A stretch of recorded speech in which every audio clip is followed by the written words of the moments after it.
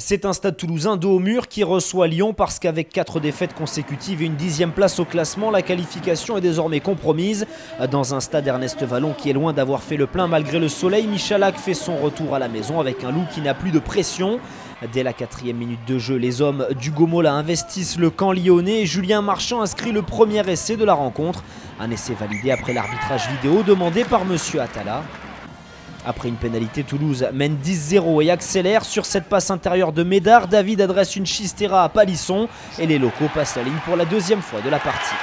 Aux abonnés absents depuis le début de la rencontre, les Lyonnais réagissent. Le ballon est bien capté sur cette touche, le Mol du Loup progresse et contre le cours du jeu, Foury réduit le score. On revoit au ralenti le travail des avants rhodaniens et notamment celui de Julien Puricelli pour son compère de la 3e ligne.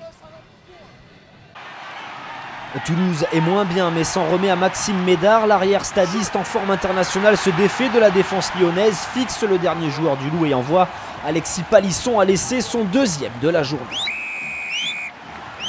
5 minutes avant la pause, les locaux maintiennent la pression. Fraîchement entré en jeu, Kunatani sert Médard, encore lui. Le cadrage, débordement et la passe pour Galland sont tout simplement parfaits.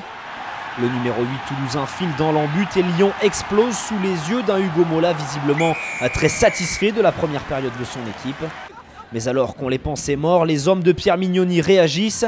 Sur cette belle combinaison, Michalak donne à hauteur pour Nalaga. Aidé par ses avants, l'ancien Clermontois fait parler sa puissance et redonne un peu d'espoir aux Lyonnais.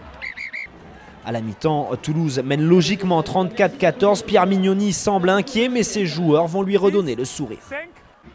Au retour des vestiaires, les locaux monopolisent le ballon mais manquent de maîtrise sur le ruck. Le cuir change de main, Nicolas Durand lève la tête pour jouer au pied mais préfère finalement relancer.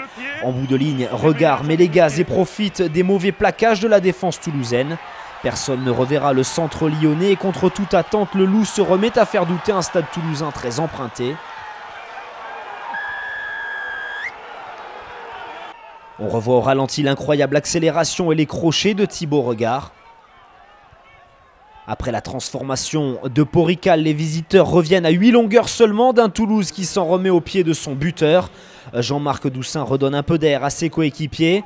Joueurs, les Lyonnais sont pris à leur propre piège. Sur cette action, Regard tente d'éviter la touche, mais le demi d'ouverture toulousain intercepte avant de donner à Palisson.